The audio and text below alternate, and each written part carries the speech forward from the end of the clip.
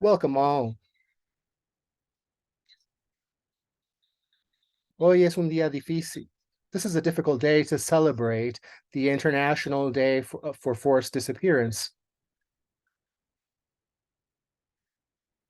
We thank the families of the victims of forced disappearance that are here with us today.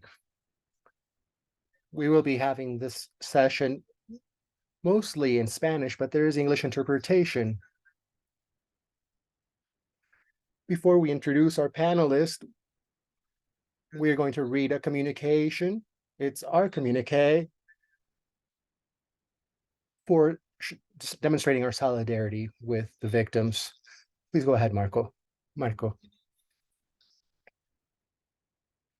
On the International Day of Forced Disappearance Victims, the organizations and allies of the People's Movement for Peace and Justice, composed by over 100 communities and organizations, Indigenous, Native groups, Black and Afro-descendant communities. We all raise our voice together collectively to say, never again, no more. The situation weighs on our region, and it is not a marginal issue. It has to do with the trafficking of drugs. We have seen that the situation is focused throughout the region and it's causing dire situations. The official data shows that there's over 100,000 victims of forced disappearance in the United States. The Department of Justice reports 600,000 people are reported missing or disappeared every year. A lot of them are identified and recovered, but many of them do not return to their homes, and this impacts economically marginalized communities in the United States. However, this does not impact all communities in the same way. The data shows that the majority of people that are disappeared are from low-income backgrounds. A lot of them are from rural and indigenous communities. And so forced disappearance responds to class, race, and ethnicity.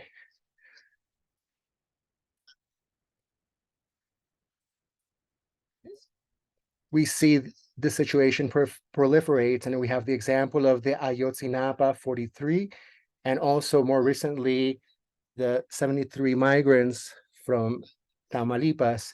In the United States, the lack of action by the authorities, particularly when it pertains to Afro-descendant, LGBTQ plus, Indigenous and Native people, this is a deadly pattern.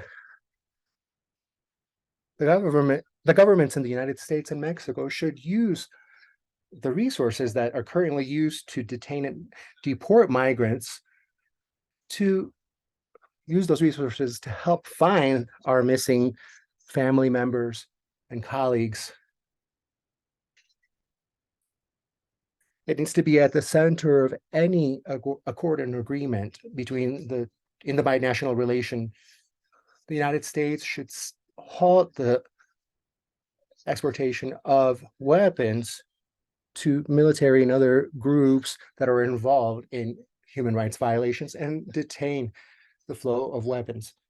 Mexico should declare a state of national crisis concerning forced disappearance and bring in all sectors of society to respond to the situation. All those who are involved in perpetrating these acts should meet the full weight of the law. To the families, we thank you for your struggle. To civil society, we thank you for being here and ask you to support the efforts. Anybody here could be disappeared. We all know or impacted by forced disappearance. It is a silent war waged against the citizens and the communities. Thank you very much.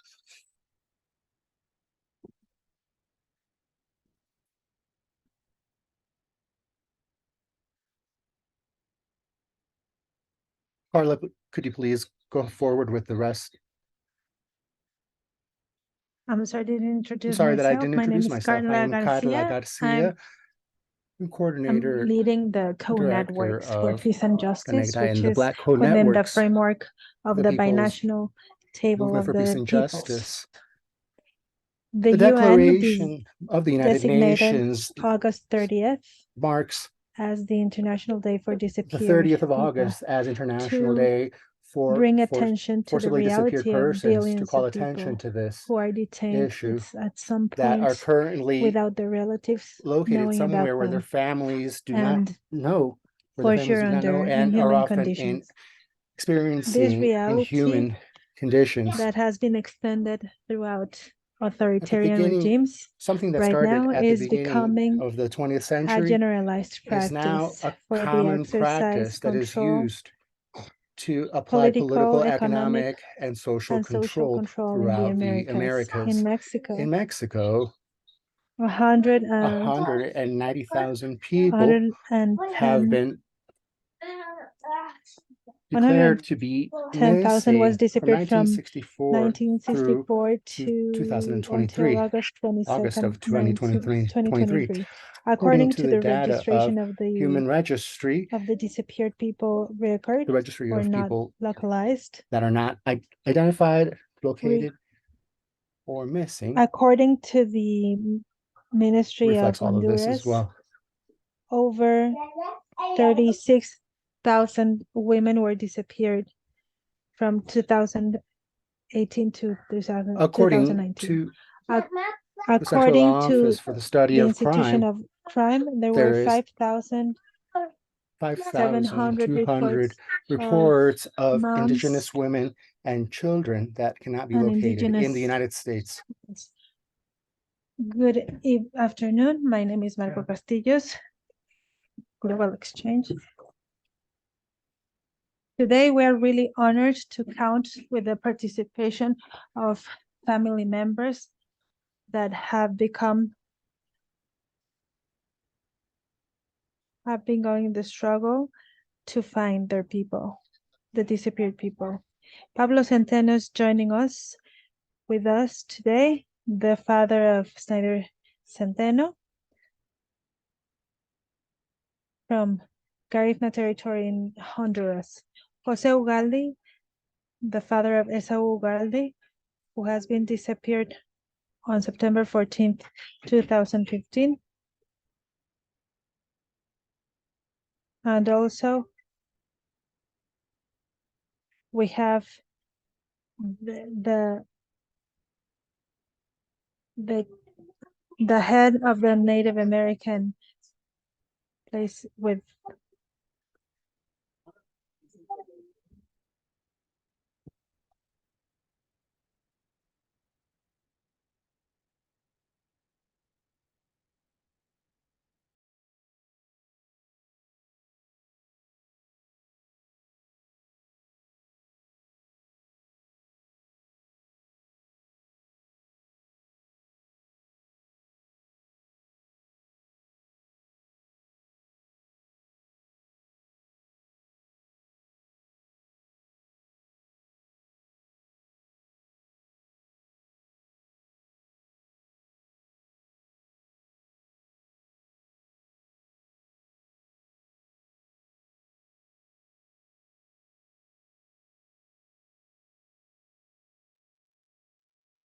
a lot of people must be wondering what happened to have this happen to them. What usually happens is that in the disappearances, the first thing that happens is that they are criminalized and they are saying that they were involved with bad people or in organized crime, or they had a lot of debts, or there was a passionate crime. And this is what we have seen along many years from our perspective. So first of all, please let us know, who were those people, the ones you're looking for? Where did it happen? Where did this disappearance happen? Why were they disappeared? I want to invite Mr. Jose Ugalde to answer these 3 questions.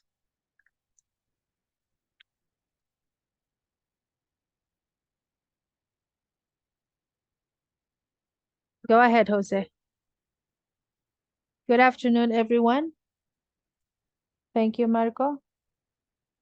I want to begin by thanking this platform of Afro-descendants to Indigenous and migrants in the US and ourselves as well, victims of violence. What's happening? You're never prepared for a disappearance. A young man with a lot of very talented, with his whole life ahead, with lots of dreams. And we get this tragedy following violence occurring in the country. And that's what Carla mentioned. What happens? The disappearance, we are the last place on the chain of violence here in Mexico, where we are criminalized, we're not believed. From the moment we go and place a complaint, they're telling us they were drinking, maybe if it was a woman, she went with her boyfriend, a lot of obstacles, so we cannot file a complaint and get the support in our search. It's a life-changing experience.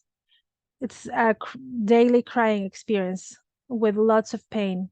And maybe here there are other people who have suffered the loss of people due following normal situations.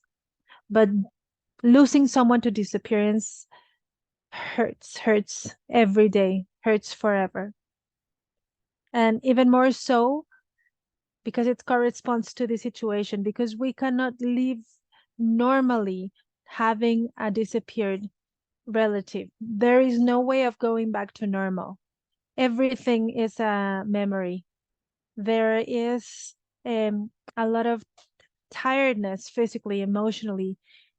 There is no support from the governments at a local level to support or give contention to families. You lose everything on the search. You lose your health, you lose your belongings, you lose your loved one. And in my case, maybe I have an advantage that from other people who really have no idea where they are. Like Carla said, it doesn't matter if it was 10 years ago, 5 months ago, 5 days ago. And the support of the People's Movement for Peace and Justice is a great platform to be able to extend this pain and knowledge and sensibilize people and let them know that we cannot do it by ourselves. Don't leave us alone. There is no investigations here. Impunity is at its 99%. There are only 36 complaints answering disappearances for over 110,000 people. It's unbelievable. How was it for me? It's really difficult. I think I woke up from a bad dream when my kid disappeared, because 6 years after, I still cannot believe he was disappeared and that he went through what he went through and how we found them. There are 2 parts of his remainings. One part the government gave us, and the other half, my wife and I, we were brave enough to go and search them. And however it was, I really don't want to tell you everything. So now we have half of him in the graveyard and half of him in a temple. And it's that kind of pain that I can't even explain. This answers impunity because there is no state, and the federation, it doesn't follow investigations. Don Jose, what What was your son's name? Who was he? My son's name was José Saúl Ugalde Vega from Querétaro, Mexico. He was disappeared when he was 25. He went to visit a friend, and that's where the facts happened. What else can I say? I'm speechless. I cannot bear the pain. I will leave the voice to someone else. I don't want to bear the pain. We understand.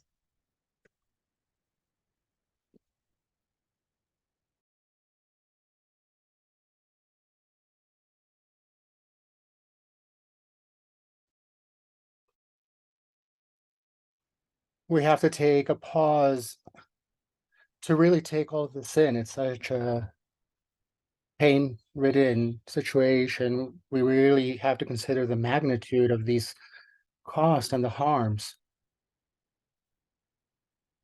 that entails a forced disappearance. We'd like to invite our sister Jacqueline to talk to us about how, when, and who is disappearing. When is this happening? Why is this happening?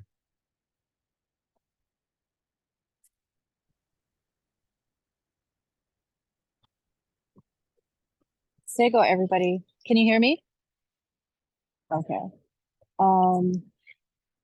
I am currently north of the border. I'm Mohawk, the Haudenosaunee Confederacy in the northeastern region of Indian country, also known as Turtle Island. I'm on the Canadian side right now. I live right on the border of Canada and the US. When it comes to missing and murdered Indigenous women, it's a very big deal. It's directly related to destructive extraction, pipelines, mining, and whatever you can name in the name of capitalism. We're currently, for like decades, Native American and Alaska Native communities struggling with high rates of assault, abduction, and the murder of our women. It's been recognized as an epidemic. It is extremely systemic. A lot of the murders and missing women, I think there's like 4,200 cases that have not been resolved since 2021 on both the state side and the Canadian side. And over 56% of Native American women and Alaskan Native women have also experienced sexual violence in some way, shape, or form, whether it be reported or unreported. But the data has been collected. And so it's extremely violent to not only be a Native, but to be a Native woman. And as a Native woman myself, I definitely feel it. And it's something that as an organization and in consortium with my brothers and sisters here on this panel, we're impactfully engaging and fighting together, right? And so my presence here and commitment is in the hopes that we could connect all of our strategies and interweave them and just really put a blanket of protection around our people and fight for justice for all these unsolved and unacknowledged murders and missing people within our communities. We're between Black and Indigenous, we're the most extremely fragile, vulnerable, and for what? We've been through so much. Why are these issues exponentially increasing as time passes? And it's really because we all fight daily, we all fight and we believe in balance with nature and respecting the land that we live on and that we come from. And so that makes us the enemy. And so acknowledging that we're the enemy, and there's systems designed to destroy us and to hurt us and to condition us to be in weak positions in this society. And yet we persevere. We persevere together. We stand up for one another if one feels tired. And in this work, I really feel that with the Peace Summit and with our movement. I'm just really here for it. Not here for the beating. I'm here for, just really calling it out. There's a lot of talk, especially up north in Canada, about truth and reconciliation, but they're skipping the whole truth part, right? They're skipping it. The data isn't even properly collected. They can't even define who we are. And that serves them. That serves the data. That serves the evidence of the truth, right? But we have that truth, and there's more value in our truth than theirs. We're the ones that are going to protect the land and each other. I don't believe anybody else will. And so, yeah, that's all I have to say today. But also acknowledging that there's so many in the United States and in Canada, so many missing and murdered women and people and relatives, along with what's happening south of the border. And I just think it's time that we start acknowledging each other, so we could really be a force moving forward. That's all I have to share today. Yawak Goa, thank you.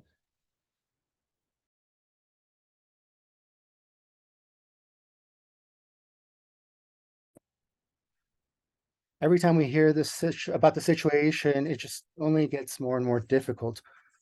We're now going to give the microphone to Pablo Centeno. This situation really touches us very closely.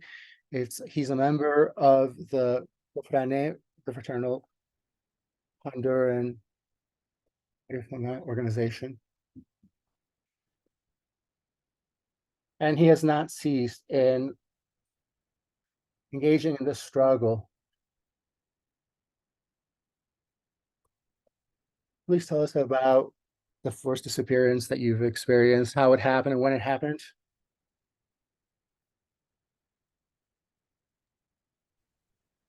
Just a reminder that when you want interpretation, you can click the globe and you can listen to translation in your language. Good afternoon. A big hug to everyone. My name is Pablo Centeno. As Carla mentioned, my son is Snyder Centeno. He was the president of a community center in Honduras, in the coast, in the Atlantic department. And in last July, it's been 3 years where people have been abducted from their places following police forces. And it's time today that up to today, we don't know a lot about our kids. There were 4 kids, the ones who were abducted from their homes. Snyder was my boy. He was 26 years old when he was abducted. Milton Joel Martinez, another Garicuna boy, disappeared. Swami Aparicio, a relative of us, and another guy very close to our community, Roger. And these boys were family. They had something in common. They were fighting against the territory of the community, against displacement, for the rights of Indigenous and Garifunas people. respecting my son. He was a member of the community.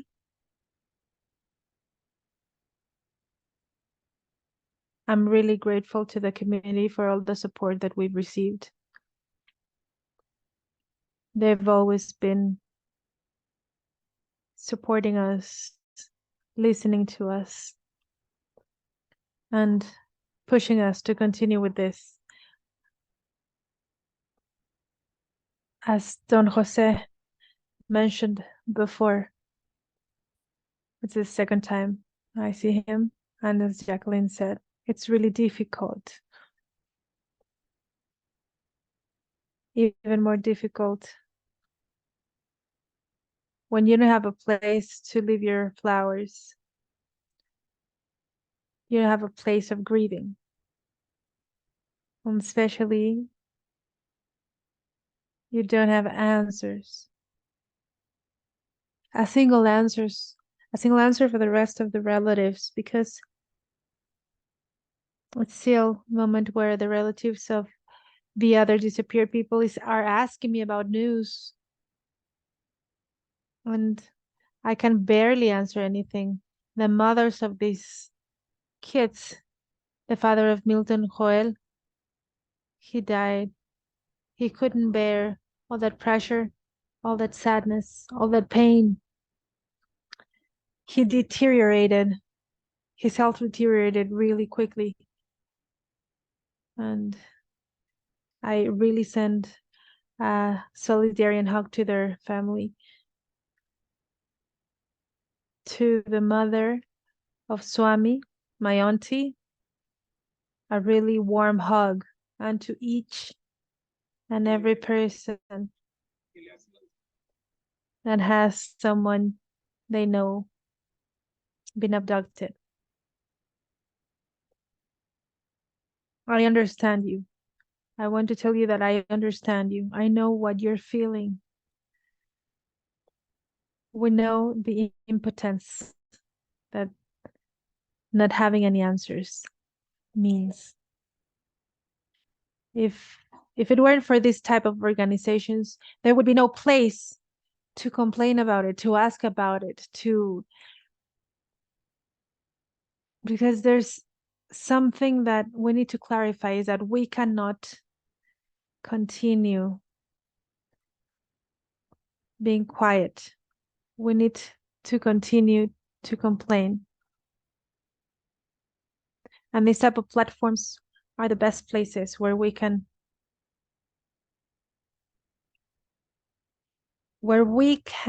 express our disdain to the situation, which is created by these power groups, and they're interested in having us all shut down to be more and more owners of our territories. They're interested in disappearing ethnic groups, Garicunas groups, indigenous groups, interested. And if it's a poor man that has an apple, they want that apple, and we cannot remain quiet. We must not remain quiet. And these type of platforms are the ones that help us bring this anguish shout, this disdainful shout, this impotent shout to the corresponding people. I, at some point, called Michelle Bachelet. I was really in desperation. The Inter-American Commission of Human Rights. I might have been quite angry when I got close to them, but for some moments, some organizations are just decoration. They're just there as a painting, because being there, they call the governments, but nothing happens after that. The leaders leave, the crimes remain in impunity, And that brings more crime, impunity. When this is, they don't follow legal due process. For example, when someone is disappeared or murdered, they get stigmatized, they get blamed, many stories are told around them. Murderers, drug dealers. I saw that Orlando and his brother, they gave them a second chance, bringing them to the US. And that's what should have happened with every case, because it doesn't mean that our kids were in bad companies, or like many women that they are treated just like a thing when they are one of the best beings that have been created. So I believe that this shout of anguish should reach the highest spheres until we can find someone that can listen to us and that brings us justice. We keep pushing through this Black fraternity organization. We still believe that we should not be quiet. And to this organization, my complete gratefulness. It's always very difficult, really complicated, to stop myself from crying. And we have been reuniting our family, sorry. We were able to leave Honduras. I have a 13-year-old boy that 3 years ago, he was being persecuted because of the type of information that we manage, and we were brave enough to take them away from Honduras. He could cross after the second attempt. The mother was not able, but through an organization, we were able to bring her as well. So we haven't found a channel to be able to ease them from the anguish. And as Don Jose mentioned, every year, every month, every day, every hour, it's a memory, pain, suffering. However, we continue to fight, because what happened to our boys, let that have some justice, and we can unmask the people that took our boys. It's very clear for us that the government took them.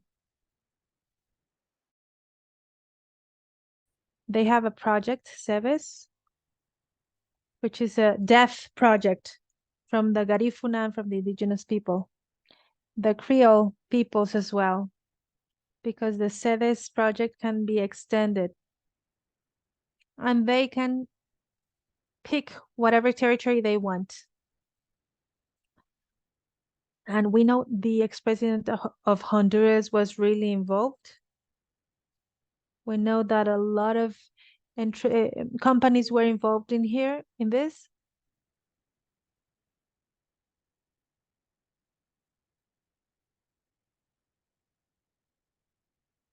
And they used the police and the military. So I'm going to try to calm myself a little bit because it's a bit complicated. Thank you for this moment.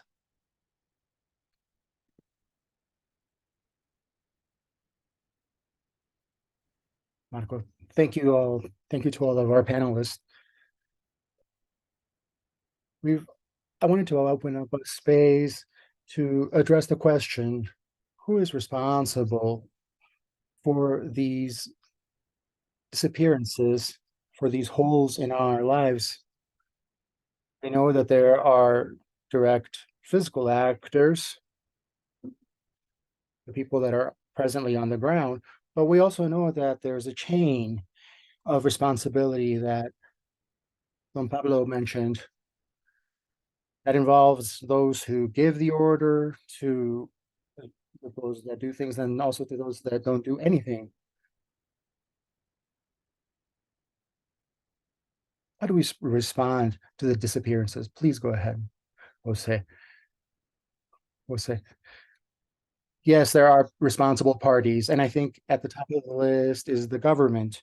I say that, Marco, because the level of impunity in Mexico, the people that carry out the disappearances many times are connected to the municipal force,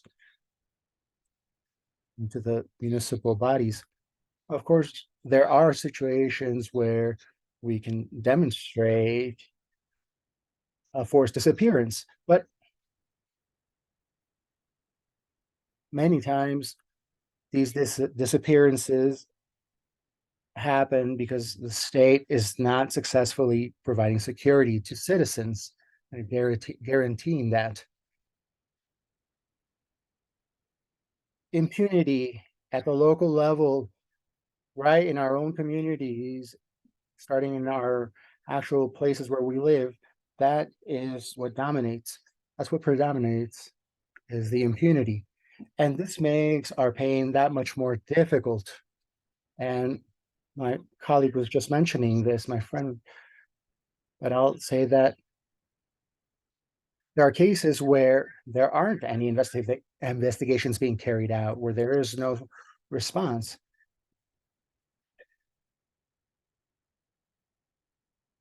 And as far as moving and litigating our situations, this is almost impossible to us. It's at a scale that is so beyond us. And so we have no recourse to find the truth and to seek justice. And so I think it's very clear that as long as that we can't bring the cases out of our communities and into the broad awareness of an international community, we are not going to ever find out what happened with their loved ones. And this is perhaps the most intense pain that a father, a sister, an aunt, or any family could have. Taking advantage of this opportunity, and as was already mentioned, the support that comes from abroad, the support that I have for my case, I had to confront the state, I had to confront the perpetrators, and I couldn't move it forward, and I couldn't advance it to an international domain, or because I didn't have the funds for that. And so this platform here, the People's Movement for Peace and Justice, can be a platform, or is a platform, for us to find justice and to locate our loved ones. I think in Mexico, the government is indebted to respond to 52,000 unidentified, forcibly disappeared people. And that would be what I have to say. Thank you.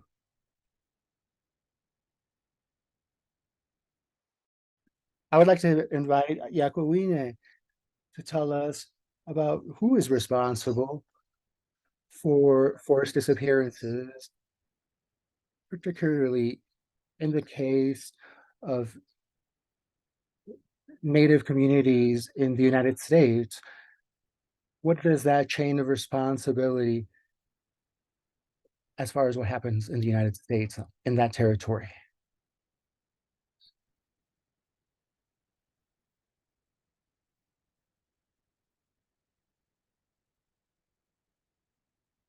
Yakowin is joining us from her community, and we're not sure if she perhaps has lost access.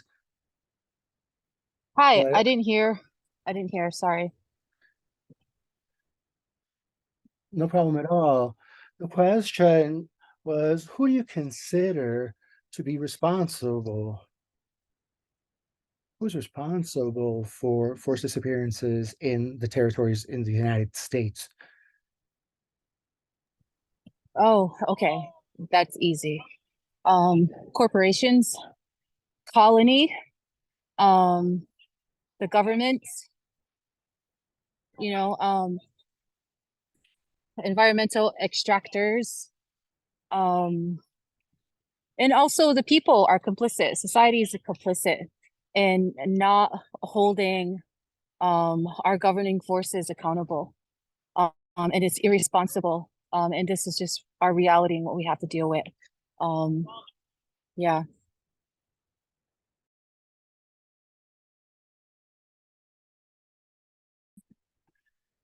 Thank you. Don Pablo, what do you say to this? That the responsibility is a web of business, governments, things coming together with the fabric of society itself.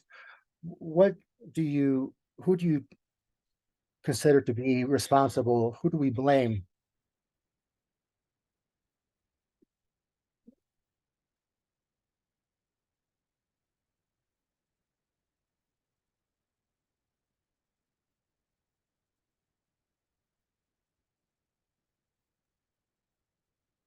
Our son's case happened during the pandemic. No one could leave their homes except for the authorities. This happened on July 18th. It was a Saturday, 2020. Everyone was inside their homes. No one could go out. There was a group of over 30 men, a police group, to the community. To enter the community, you need to travel 6 kilometers from the city to our community. A lot of automobiles came to pick up these boys. And when my auntie was taken to the hospital, there were still police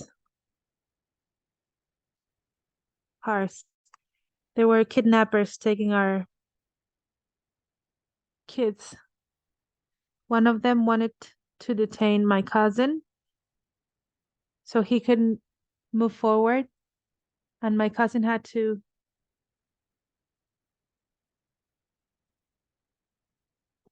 we had to talk with him not to confront the kidnappers. So it's really clear for us that the intellectual author, one of the intellectual authors, is the government. The people, the entrepreneurs, they want to cover a lot of, they need to justify great amounts, and they wanted to implement that in the SEDE project. It's really clear to us. Carla has taken part in the research. A lot of researchers were hired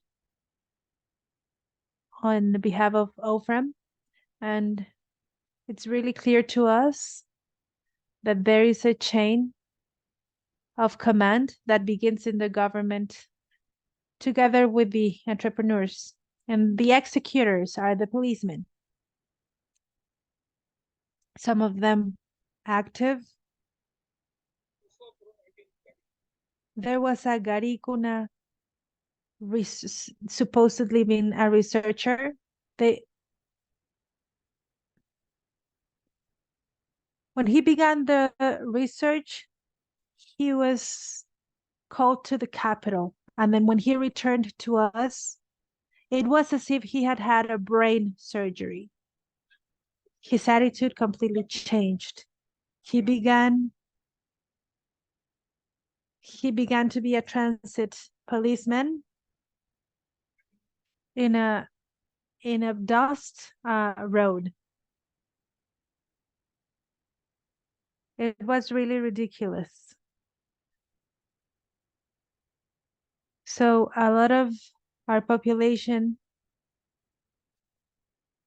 they don't understand a lot of things. Mentally, they are very vulnerable.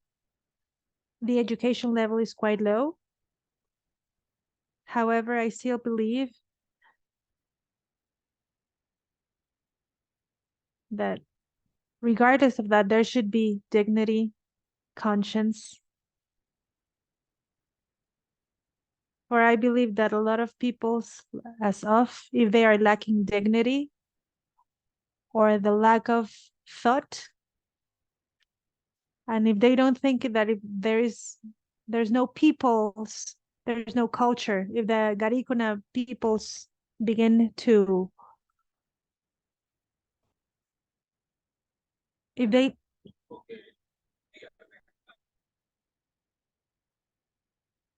so if we're Garifunas, wherever we go, at some point we're going to come back, like the Israelites, when they came back. So every Garifuna, we need to think of coming back to our land. We are really grateful towards the US government and the people who is supporting us. But we want to continue shouting, expressing ourselves, and shouting that we need justice. We're not interested in money because at some point some people offered us money, but our boys' lives are priceless. And the efforts that they carried to protect their territories are priceless, as well as our territories are priceless. So we're seeking for justice. We want to shout out to all the governments that there should be an answer, because while there's impunity, the crimes will not stop. People will continue. The wealthy people, I'm not against them, but there are some of them that wealth is used to damage, like a lot of politicians, that they reach some political positions just to damage the poorest of them all. So there should be answers so we can stop all of this. Absolutely, Don Pablo. We had a Q&A round according to what we thought. However, following the inertia, all these questions have been answered in each of your interventions. I want to very quickly give each one of you a minute and a half or two to have this question answered. Just connecting this with immigration and this disappearance, forced disappearance problems, not only in Honduras, Mexico, and the US, but in America as a whole. In this panorama that we are locating the politicians as part of the machinery of this violence. So we place immigration on the table because poor people is paying with their taxes. They're losing their territory. We are being expelled. We are reaching different lands where we cannot be who we are in our territories. And moreover, they are killing us. They are annihilating us. They are taking us away from our centers as family. So in a very quick way, brothers and sisters, in the cases that you are supporting, what can we, from every corner in America, what can we do from this space that has been open to you? Thank you. That's a difficult question, but I will be brief. That's a difficult question. Many times being a part of these types of events gives us a certain level of security. And I bring up security because for the human rights defenders that are involved in the forced displacement matters. This is something that is relevant to us. And so that's something that society should also be aware of. And society needs to be attentive to the situation that is unfolding. And among us, we have to say to each other that we will not give up, and we will support each other to the end until we have justice and truth and everything else.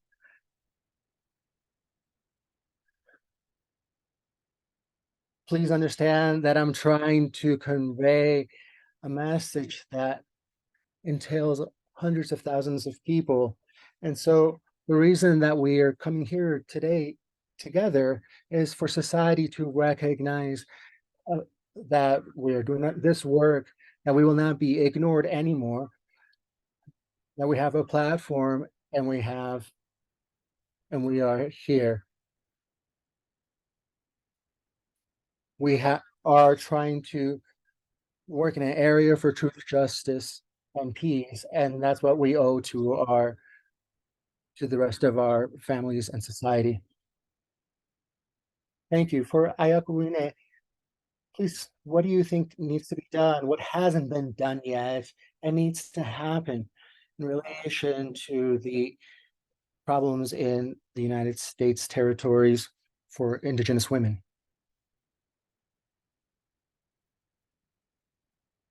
What needs to be done in the US for Indigenous women? Was that the question? I can't hear.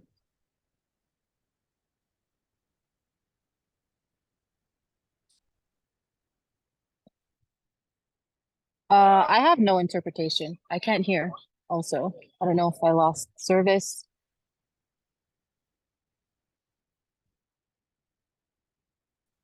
I'm going Hello? to repeat the question.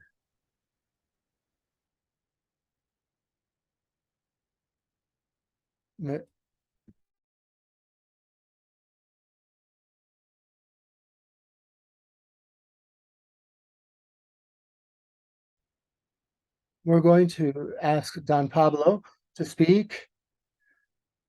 If you could talk to us, what needs to be done, what hasn't been done yet, and what should we be doing from our local spaces throughout the Americas? Well, as Don Jose said, the first thing is we have to continue to raise our voices, to take advantage of these platforms and opportunities. The audio is breaking up. Every opportunity where we can raise our voice to the four winds about the disappearances in Guatemala and every part of the world. Just as we participate at this platform, and I thank you for that, there are people who cannot be in such a platform as this for so many reasons. Economic reasons, for instance. They do not have access to internet signal, or they can't access a cell phone to be able to share their own story. And each person has their own story.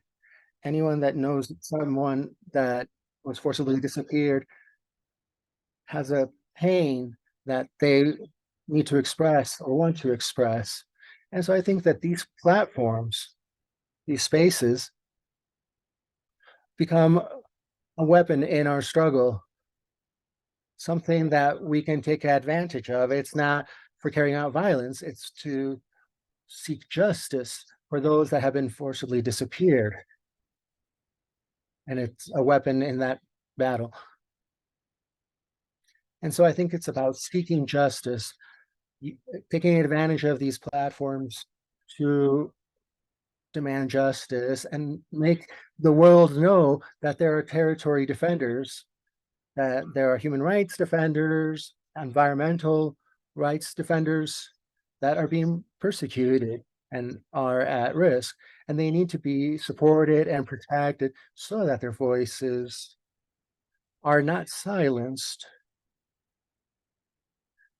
and so that they can reach more people. And also to strengthen this battle, because it is just that, a battle.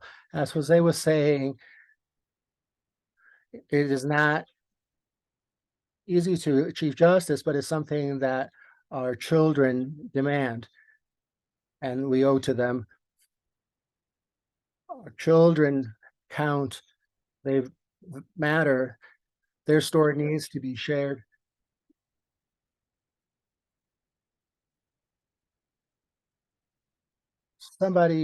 Someone's always going to have something to say, and we have to follow that and take advantage of it. Thank you, and thank you from all the families. I wanted to say that we invited Doña Cristina, one of the parents, the mother of one of the victims of Ayotzinapa in Guerrero, the event in September of 2014, where there are 43 victims of forced disappearance. And the parents have been in a struggle to identify those that are responsible. All of the victims come from Indigenous communities, and they were involved in a school program to become teachers. They took a bus to go to a demonstration, a rally, and we now know there was a drug package that was planted in that on that bus, and they were pulled into the situation. Then there was some kind of operative involving municipal police, organized crime, and from this we have the disappearances of the students. And we know that there was the participation of the Mexican state in this case. And so it's important to recognize this struggle, the struggle of the Ayotzinapa 43, the parent struggle. It reminds us of the responsibility that these issues are for us, and that they are relevant to the United States. They pertain to the United States. Because anything that happens in either of these countries always relates to some binational relation. So I'd like to now share the audio that she sent to us, since she couldn't participate due to her internet access in the community. Nevertheless, she sent us this audio that I will share with you. Today we had no light, no electricity. I wanted to make sure this audio reached you. I couldn't participate because I don't have electricity, and I apologize for that. I want to share that parents, fathers, the mothers and fathers of Ayotzinapa will be carrying out activities for the recognition, for the date. And so we invite you to accompany us. We invite you to be with us as we move towards justice. And so the next 26th of September, it's going to be 9 years since this appearance of the 43 students. The parents of Ayotzinapa were able to involve the international community. There was an investigation by international experts into the case. But despite those investigations, the Mexican government has sent them back to their own countries, to the United States, and the case continues to be open, even though that there's information that came up that shows the involvement of the Mexican government.